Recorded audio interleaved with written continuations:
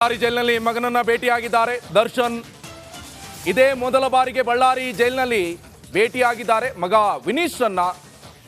ವಿನೀಶ್ರನ್ನ ಕರೆತಂದಿದ್ದಾರೆ ದರ್ಶನ್ ಪತ್ನಿ ವಿಜಯಲಕ್ಷ್ಮಿ ಅವರು. ಜೈಲಿನಲ್ಲಿ ಮಗನನ್ನ ನೋಡಿ ದರ್ಶನ್ ಫುಲ್ ಭಾವುಕರಾದ್ರಂತೆ. ಮಗನನ್ನ ಅಪ್ಪಿ ಮುದ್ದಾಡಿದ್ದಾರೆ ನಟ ದರ್ಶನ್ ಅವರು. ಹಿಂದೆ ಪರಪ್ಪನ ಅಗ್ರಹಾರದಲ್ಲಿ ಇರುವಂತಹ ಸಂದರ್ಭದಲ್ಲಿ ಭೇಟಿಯಾಗಿದ್ದರು. ಆದರೆ ಬಳ್ಳಾರಿ ಜೈಲಿನಲ್ಲಿ ಈಗ ಮಗನನ್ನ ಭೇಟಿಯಾಗಿದ್ದು ಪ್ರಥಮವಾಗಿ, ಅದು ಕೂಡ ಸಾಕಷ್ಟು ಭಾವುಕರಾದರು. ಯಾಕಂತ ಹೇಳಿದ್ರೆ ತಂದೆ ಜೈಲಲ್ಲಿ ಇರಬೇಕಾದ್ರೆ ಹರಿಯದ ಟೈಮಲ್ಲಿ ಮಗ ಜೈಲಿಗೆ ಬಂದು ಭೇಟಿ ಆಗೋದಂತ ಹೇಳಿದ್ರೆ ಯಾರಿಗೂ ಕೂಡ ಸಹಿಸಲಾಗೋದಿಲ್ಲ. ಅದು ಕೂಡ ಸಾಕಷ್ಟು ತಂದೆ ಮಗನ ನಡುವಲ್ಲಿ ಇರುವಂತಹ ಬಾಂಧವ್ಯ. ಆದರೆ ಎಲ್ಲೋ ಒಂದು ಕಡೆ ಸಡನ್ ಆಗಿ ಬಂದಂಥ ಸಂದರ್ಭದಲ್ಲಿ ದರ್ಶನ್ ಅವರು ಭಾವುಕರಾಗಿದ್ರು. ನಾಳೆ ಈಗ ದರ್ಶನ್ ವಿಚಾರಕ್ಕೆ ಸಂಬಂಧಪಟ್ಟಂತೆ ಜೈಲ ಬೇಲ ಇವೆಲ್ಲವೂ ಕೂಡ ಚರ್ಚೆ ಆಗ್ತಾ ಇದೆ. ನಾಳೆ ಬೇರೆ ಕೋರ್ಟ್ ಹಿಯರಿಂಗ್ ಇದೆ. ಆ ಸಂದರ್ಭದಲ್ಲಿ ದರ್ಶನ್ಗೆ ಜೈಲೇ ಗತಿನ, ಬೇಲ್ ಸಿಗ್ಬೋದಾ, ಇವೆಲ್ಲವೂ ಕೂಡ ಚರ್ಚೆ ನಡೀತಾ ಇರುವಂಥ ಸಂದರ್ಭದಲ್ಲಿ ಈಗ ದರ್ಶನ್ ಪತ್ನಿ ಮತ್ತೆ ಬಳ್ಳಾರಿಗೆ ಬಂದಿದ್ದಾರೆ. ಬಳ್ಳಾರಿ ಜೈಲಿನಲ್ಲಿ ಅದು ಕೂಡ ಮಗನನ್ನ ಕರ್ಕೊಂಡು ಬಂದು ಭೇಟಿ ಮಾಡಿಸಿದ್ದಾರೆ. ಈ ಸಂದರ್ಭದಲ್ಲಿ ಮಗನನ್ನ ಕಂಡ ತಕ್ಷಣ ತಬ್ಬಿ ಮುದ್ದಾಡಿದ್ದಾರೆ ದರ್ಶನ್ ಅವರು. ಹಿಂದೆ ಕೂಡ ಸಾಕಷ್ಟು ವಿಡಿಯೋಗಳನ್ನೆಲ್ಲ ನೋಡ್ತಾ ಇದ್ವಿ ಸೋಷಿಯಲ್ ಮೀಡಿಯಾದಲ್ಲಿ. ದರ್ಶನ್ ಮಗನನ್ನು ಕರ್ಕೊಂಡು ಬೇರೆ ಬೇರೆ ಟ್ರಿಪ್ಗಳಿಗೆ ಹೋಗೋದು ಅಥವಾ ಫಾರ್ಮ್ ಹೌಸಲ್ಲಿ ಸಾಕಷ್ಟು ಪ್ರಾಣಿಗಳ ಜೊತೆ ಬೆರೆತಿರುವಂಥ ದೃಶ್ಯಗಳನ್ನು ಎಲ್ಲ ನಾವು ನೋಡಿದ್ವಿ. ಹಾಗೆ ಈ ಫಸ್ಟ್ ಟೈಮ್ ಬಳ್ಳಾರಿಗೆ ಬಂದಂಥ ಸಂದರ್ಭದಲ್ಲಿ, ಜೈಲಿಗೆ ಬಂದಂಥ ಸಂದರ್ಭದಲ್ಲಿ ಮಗ ವಿನೀಶ್ ಬಂದಿಲ್ಲ ಆಯಿತು. ಇಷ್ಟು ಟೈಮ್ ಆದರೂ ಕೂಡ ಬಂದಿಲ್ಲ, ಭೇಟಿ ಆಗಲಿಲ್ಲ. ಆದರೆ ಇವತ್ತು ಮಗ ವಿನೀಶ್ನನ್ನು ಭೇಟಿಯಾಗಿ ಭಾವುಕರಾದರು ನಟ ದರ್ಶನ್. ಒಂದಿಷ್ಟು ಕ್ಷಣ ಕೂಡ ಮಗನ ಜೊತೆ ಕಾಲವನ್ನು ಕಳೆದಿದ್ರು. ಮಗ ಕೂಡ ಬೇಸರಗೊಂಡಿದ್ದಾನೆ, ಜೊತೆ ಪತ್ನಿ ಕೂಡ ಬಂದಿದ್ದಾರೆ, ಮಾತನಾಡಿಸಿದ್ದಾರೆ. ಬಟ್ ಇಲ್ಲಿ ಕೇಸ್ ವಿಚಾರಕ್ಕೆ ಸಂಬಂಧಪಟ್ಟಂತೆ ಏನು ಆಗ್ತಾ ಇದೆ, ಏನು ಆಗಬಹುದು, ಇವೆಲ್ಲ ಬಗ್ಗೆ ಕೂಡ ದರ್ಶನ್ ಅವರು ತನ್ನ ಹೆಂಡತಿ ಮುಖಾಂತರ ಮಾಹಿತಿಯನ್ನು ಪಡೆದುಕೊಳ್ತಾ ಇದ್ದಾರೆ, ಮುಂದೆ ಏನಾಗಬಹುದು ಅಂತ. ಹೆಂಡತಿಯವರು ಕೂಡ ದರ್ಶನ್ ಪರ ವಕೀಲರ ಜೊತೆ ಮಾತುಕತೆಯನ್ನು ನಡೆಸ್ತಾ ಇದ್ದಾರೆ.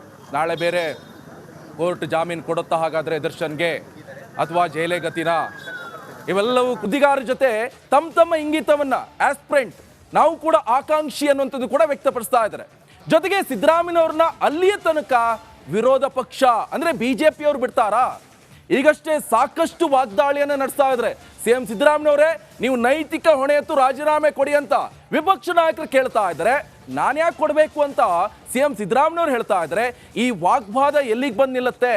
ಇದರಿಂದ ಮನನೊಂದೋ ಮತ್ತೊಂದು ಇಲ್ಲ, ನಾನೊಬ್ಬ ಧೀಮಂತ ರಾಜ್ಯದ ನಾಯಕ, ನಾನು ರಾಜೀನಾಮೆ ಕೊಟ್ಟು ಈ ವಿಚಾರಣೆಯನ್ನು ಎದುರಿಸ್ತೀನಿ ಅಂತ ಹಾಗಾದ್ರೆ ಸಿದ್ದರಾಮಯ್ಯನವರು ರಾಜೀನಾಮೆ ಕೊಡ್ತಾರಾ?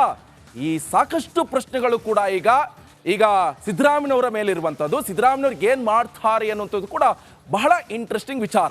ಇನ್ನು ಮುಖ್ಯಮಂತ್ರಿ ಅಂದಮೇಲೆ ಇಷ್ಟಕ್ಕೆ ಸುಮ್ಮನಾಗಲ್ಲ. ಬದಲಿಗೆ ತಮ್ಮ ಗ್ಯಾರಂಟಿ ಹಾಗೂ ಕೆಲಸದ ಬಗ್ಗೆ ಜನರು ಆಡೋ ಮಾತಿನ ಬಗ್ಗೆ ಉಲ್ಲೇಖಿಸಿದ್ರು.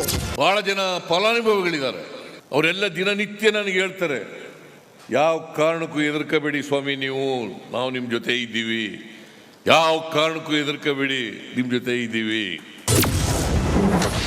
ಆತ್ಮಸಾಕ್ಷಿ ಬಗ್ಗೆ ಮುಖ್ಯಮಂತ್ರಿ ಮಾತು. ನನಗೆ ನಂಬಿಕೆ ಇದೆ, ನ್ಯಾಯಾಲಯಗಳಲ್ಲಿ ನಂಬಿಕೆ ಇದೆ. ನಾವು ಆತ್ಮಸಾಕ್ಷಿಗೆ ಅನುಗುಣವಾಗಿ ನಡ್ಕೊಳ್ತಕ್ಕಂಥ ಪ್ರಯತ್ನವನ್ನು ಮಾಡ್ತಾ ಇದ್ದೀವಿ. ಇನ್ನು ವರ್ಷದ ವಾರಂಟಿ ಬಗ್ಗೆ ಮಾತನಾಡಿದ ಮುಖ್ಯಮಂತ್ರಿಗಳು ಮತ್ತೆ ತಾಯಿ ಚಾಮುಂಡೇಶ್ವರಿ ನೆನೆದ್ರು. ನಾಡಿನ ಜನರಿಗೆ ಶುಭಾಶಯವನ್ನ ಕೋರಿದ್ರು. ಈ ವರ್ಷದ ದಸರಾ ಮಹೋತ್ಸವದ ಶುಭಾಶಯಗಳನ್ನು ಮತ್ತೊಮ್ಮೆ ನಾಡಿನ ಜನತೆಗೆ, ನಿಮ್ಮೆಲ್ಲರಿಗೂ ಕೂಡ ತಿಳಿಸಿ ನನ್ನ ಮಾತುಗಳನ್ನು ಮುಗಿಸ್ತೇನೆ. ಜೈ ಹಿಂದ್, ಜೈ Karnataka. Bureau report, republic Kannada. ಮಾತನ್ನ ವ್ಯಕ್ತಪಡಿಸಿದ್ರು. ಇದು ಈಗ ಪ್ರಶ್ನೆ ಆಗ್ತಾ ಇರುವಂಥದ್ದು. ಆ ಪ್ರಶ್ನೆಗೆ ಉತ್ತರವನ್ನು ಕೊಡಿಸುವಂತ ಕೆಲಸವನ್ನ ನಾನು ಮಾಡ್ತೀನಿ. ಅದಕ್ಕೂ ಮುಂಚೆ ಒಂದು ಬ್ರೇಕಿಂಗ್ ಅಪ್ಡೇಟ್ಸ್ ಲಭ್ಯವಾಗ್ತಾ ಇದೆ. ರಾಜೀನಾಮೆ ಪೊಲಿಟಿಕ್ಸ್ ನಲ್ಲಿ GT ದೇವೇಗೌಡ ರಾಂಗ್ ಆಗಿದ್ದಾರೆ.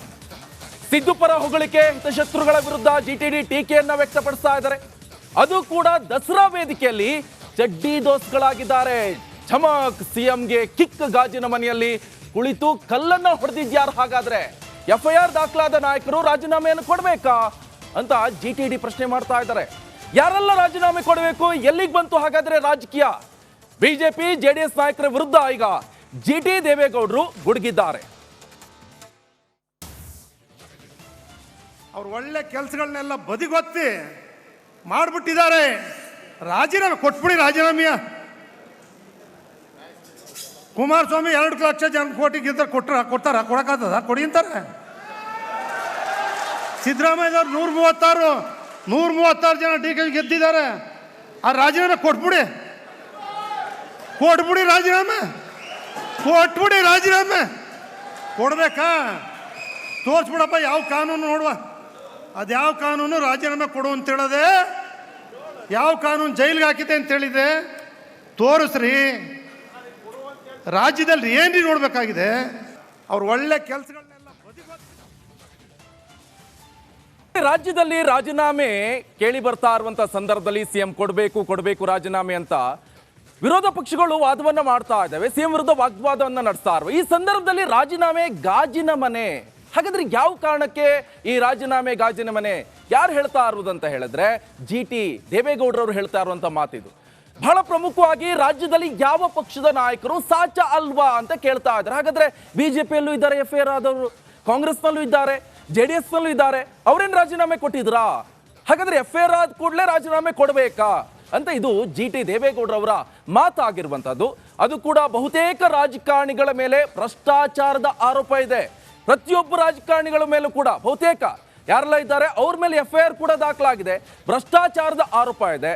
ರಾಜಕಾರಣಿ ಅಂದ್ರ ಮೇಲೆ ಸರ್ವೇ ಸಾಮಾನ್ಯ ಇದ್ದೇ ಇರುತ್ತೆ ಬಿಡಿ, ಅದೇನು ವಿಚಾರ ಅಲ್ಲ. ಆದ್ರೆ ಒಂದಿಷ್ಟು ಪ್ರೂವ್ಗಳು ಕೂಡ ಆಗಿದೆ. ಅವ್ರ ಕತೆ ಏನು ಅಂತ ಪ್ರಶ್ನೆ ಮಾಡ್ತಾ ಇದ್ದಾರೆ. ಸಿದ್ದರಾಮಯ್ಯ ವಿರುದ್ಧ ಮೂಡಾದ ಸೈಟ್ ಕಬಳಿಕೆ ಕೇಸ್ ಇದೆ. ಈ ಸಂದರ್ಭದಲ್ಲಿ ಸಿದ್ದರಾಮಯ್ಯನವರ ಪರವಾಗಿ ಈಗ ಬ್ಯಾಟ್ ಬೀಸ್ತಾ ಇರುವಂತದ್ದು ರಾಜ್ಯ ರಾಜಕಾರಣದಲ್ಲಿ ಒಂದಿಷ್ಟು ಗೊಂದಲಕ್ಕೆ ಕಾರಣ ಆಗ್ತಾ ಇದೆ. ಅರೆ GT ದೇವೇಗೌಡರು ಯಾರು ಪಕ್ಷ? ಹಾಗಾದ್ರೆ ಸಿದ್ದರಾಮಯ್ಯನವರಿಗೆ ಸಪೋರ್ಟ್ ಮಾಡ್ತಾ ಇದ್ದಾರೆ. ಕೆಲವೊಂದ್ ಕಡೆ ಪಕ್ಷ ಬಿಟ್ಟು ವ್ಯಕ್ತಿ ಪೂಜೆ ಮಾಡ್ತಾ ಇದ್ದಾರಾ ಅಂತ. ಅದು ಕೂಡ ವ್ಯಕ್ತಿ ಪೂಜೆ ಯಾವ ರೀತಿಯಾಗಿ? ತಮ್ಮ ಪಕ್ಷ ಅಲ್ಲ, ಬೇರೆ ಪಕ್ಷದ ನಾಯಕರನ್ನ, ಅದು ಕೂಡ ಒಂದು ಮೂಡಾ ಕೇಸ್ನಲ್ಲಿ ಆರೋಪ ಬಂದಿರುವಂತ ನಾಯಕರ ಮೇಲೆ ಈ ರೀತಿಯಾಗಿ ಮಾತಾಡ್ತಾ ಇರುವಂಥದ್ದು ಎಲ್ಲ ಒಂದ್ ಕಡೆ ರಾಜ್ಯ ರಾಜಕಾರಣದಲ್ಲಿ ಒಂದಿಷ್ಟು ಗೊಂದಲಕ್ಕೆ ಕಾರಣ ಆಗ್ತಾ ಇರುವಂಥದ್ದು. ಬಹಳ ಪ್ರಮುಖವಾಗಿ ತಮ್ಮ ಭೂಮಿಗೆ ಬದಲಿಯಾಗಿ 14 ಸೈಟ್ ಪಡೆದಿರುವಂತ ಆರೋಪ CM ಸಿದ್ದರಾಮಯ್ಯನವರ ಮೇಲಿರುವಂಥದ್ದು. ಇದೇ ವಿಚಾರಕ್ಕೆ ED ಕೇಸ್ ಆಯಿತು, ಈಗ ತನಿಖೆ ಕೂಡ ನಡೆಸ್ತಾ ಇದ್ದಾರೆ. ಸೊ ಈ ಸಂದರ್ಭದಲ್ಲಿ ಎಲ್ಲೋ ಒಂದ್ ಕಡೆ ಸಿದ್ದರಾಮಯ್ಯನವರಿಗೂ ಕೂಡ ಇರುಸು ತಮ್ಮ ರಾಜಕೀಯ ಸಂಧ್ಯಾಕಾಲ ಎಲೆಕ್ಷನ್ ಸಂದರ್ಭದಲ್ಲಿ ನಾವು ಕೇಳಿದ್ವಿ, ನಾನು ಈ ಸಲ ಲಾಸ್ಟ್ ನಿಲ್ಲೋದು ಎಲೆಕ್ಷನ್ಗೆ, ಮತ್ತೆ ನಾನು ಯಾವುದೇ ಕಾರಣಕ್ಕೂ ಎಲೆಕ್ಷನ್ಗೆ ನಿಲ್ಲೋಲ್ಲ, ನನ್ನ ಆದಷ್ಟು ಬೇಗ ನನ್ನನ್ನು CM ಆಗ್ತೀನಿ, ನಾನು ಒಳ್ಳೆ ಆಡಳಿತ ಕೊಡ್ತೀನಿ ಅಂತೇಳಿ 136 ಸೀಟನ್ನು ಪಡೆದುಕೊಂಡು ಬಂದರು. ಆದರೆ ಭ್ರಷ್ಟಾಚಾರ ಮುಕ್ತವಾಗಿ ಆಡಳಿತವನ್ನು ಕೊಡ್ತೀವಿ ಅಂತ ಹೇಳಿದರು. ಏನಾಯಿತು ಹಾಗಾದ್ರೆ? ಈ ಆರೋಪ ಬಂದಿರುವಂಥದ್ದು ಇದೀಗ ಸಿದ್ದರಾಮಯ್ಯನವರ ಪರವಾಗಿ ಒಂದು ಕಪ್ಪು ಚುಕ್ಕೆ ಆರೋಪ ಬಂದಿರುವಂಥದ್ದು. ವಿರೋಧ ಪಕ್ಷದ ನಾಯಕರು ಕೂಡ ಸಾಕಷ್ಟು ಟೀಕೆಯನ್ನು ಮಾಡ್ತಾ ಇದ್ದಾರೆ. ಇದ್ರ ಜೊತೆ ಮಾಜಿ CM BSY ವಿರುದ್ಧವೂ ಕೂಡ ಡಿನೋಟಿಫಿಕೇಶನ್ ಕೇಸ್ ಇದೆ. ಅವರ ಆ ಟೈಮಲ್ಲಿ ರಾಜೀನಾಮೆ ಕೊಟ್ಟು ಹೋದ್ರು. ಅದು ಏನೆಲ್ಲ ಆಯ್ತಂತ ರಾಜ್ಯ ರಾಜಕಾರಣದ ಗೊತ್ತಿರುವಂಥ ವಿಚಾರ, ಸರ್ವೇ ಸಾಮಾನ್ಯರು ಕೂಡ ಗೊತ್ತಿದೆ.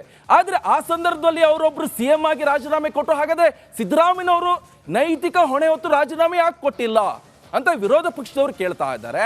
ಆದರೆ ಇಲ್ಲಿ ಆಗ್ತಾ ಇರುವಂಥ ಬೆಳವಣಿಗೆ ಅಂತ ಹೇಳಿದ್ರೆ ಅದೇ ವಿರೋಧ ಪಕ್ಷದಲ್ಲಿರುವಂಥ ಮೈತ್ರಿ ಪಕ್ಷದಲ್ಲಿರುವಂಥ ಇದೇ GT ದೇವೇಗೌಡರವರು ಇವತ್ತು ಸಾಂಪ್ರದಾಯಿಕ ವೇದಿಕೆ ಮೈಸೂರು ದಸರಾ ಈ ಸಂದರ್ಭದಲ್ಲಿ ಈ ಮಾತನ್ನ ವ್ಯಕ್ತಪಡಿಸ್ತಾ ಇರುವಂಥದ್ದು ಒಂದಿಷ್ಟು ಸಾರ್ವಜನಿಕರಲ್ಲೂ ಕೂಡ ಆಕ್ರೋಶಕ್ಕೆ ಕಾರಣ ಆಗ್ತಾ ಇದೆ. ಜೊತೆಗೆ ಅಕ್ರಮವಾಗಿ ರಾಚನಹಳ್ಳಿ ಭೂ ನೋಟಿಫಿಕೇಶನ್ ಆರೋಪ ಕೂಡ ಎದುರಿಸ್ತಾ ಇದ್ದಾರೆ. HD ಕುಮಾರಸ್ವಾಮಿ ವಿರುದ್ಧವೂ ಡಿನೋಟಿಫಿಕೇಶನ್ ಪ್ರಕರಣ ಇದೆ. ಕೇಂದ್ರ ಸಚಿವರಾಗಿದ್ರು, ರಾಜೀನಾಮೆ ಕೊಟ್ರಾ? ರಾಜೀನಾಮೆ ಕೊಡ್ಬೇಕು ತಾನೆ ಅವರು ಅಂತ GT ದೇವೇಗೌಡರವರೇ JDS ಪಕ್ಷದ ಪ್ರಮುಖ ಮುಖಂಡರ ವಿರುದ್ಧವೇ ಸಾಕಷ್ಟು ವಾಗ್ದಾಳಿಯನ್ನು ನಡೆಸಿದ್ದಾರೆ. ಗಂಗನಹಳ್ಳಿ ಭೂ ನೋಟಿಫಿಕೇಶನ್ ಮಾಡಿರುವ ಆರೋಪ, ಜೊತೆಗೆ ಅಶೋಕ್ ವಿರುದ್ಧ 32 ಗುಂಟೆ ಭೂಮಿ ಡಿನೋಟಿಫಿಕೇಶನ್ ಪ್ರಕರಣ ಕೂಡ ಇದೆ. ಹಾಗಾದ್ರೆ ಇವರಲ್ಲಿ ಯಾಕೆ ರಾಜೀನಾಮೆ ಕೊಡ್ತಾ ಇಲ್ಲ? ಇವರು ರಾಜೀನಾಮೆಯನ್ನು ಕೊಟ್ಟು, ನೈತಿಕ ಹೊಣೆಯನ್ನು ಕೊಟ್ಟು, ರಾಜೀನಾಮೆ ಕೊಟ್ಟು ಸೀದಾ ಹೋಗಿ ತನಿಖೆಯನ್ನು ಎದುರಿಸಬಹುದಲ್ಲ. ಒಂದು FIR ದಾಖಲಾಯ್ತಂದ್ರ ಮೇಲೆ ಯಾಕೆ ರಾಜೀನಾಮೆ ಕೊಡಬೇಕು ಅಂತ GT ದೇವೇಗೌಡರವರ ವಾದ ಆಗಿತ್ತು. ಅದು ಕೂಡ CM ಸಿದ್ದರಾಮಯ್ಯನವ್ರನ್ನ ಚಾಮುಂಡೇಶ್ವರಿಯವರ ವರಪುತ್ರ ಎನ್ನುವಂತಹ ಒಂದು ನಿಟ್ಟಿನಲ್ಲೂ ಕೂಡ ಸಾಕಷ್ಟು ವೈಭವೀಕರಿಸಿ ಮಾತಾಡಿರುವಂಥದ್ದು ಈಗ ರಾಜ್ಯ ರಾಜಕಾರಣದಲ್ಲಿ ಸಾಕಷ್ಟು ಚರ್ಚೆಗೆ ಗ್ರಾಸ ಆಗ್ತಾ ಇದೆ.